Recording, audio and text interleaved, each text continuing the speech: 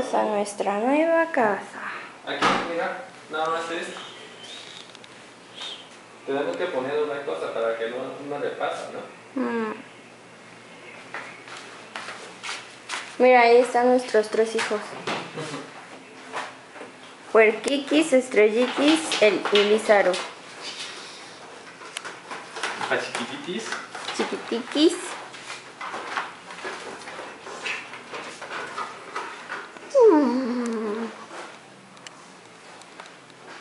Esta es la cocina, la estufa y muchos cajones que en realidad creo que no ocuparemos ninguno.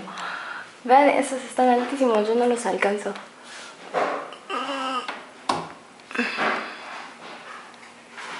Y en la cocina hay un espejo, es bien extraño.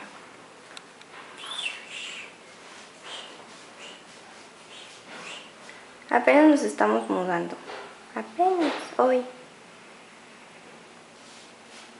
Aquí está para lavar los trastes.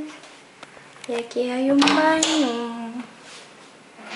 Un cuarto de lavado. Creo que me echan vivir a por aquí. Porque, o acá. Porque el problema es que el piso es de madera. Y si se hace pipí, el piso se va a hacer feísimo. La sala. Comedor.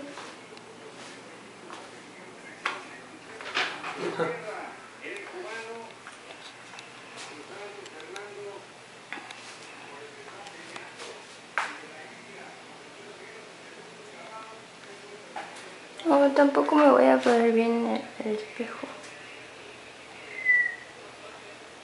Y me gusta la sirenita.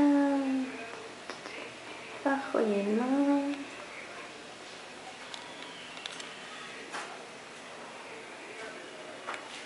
Menos tiene.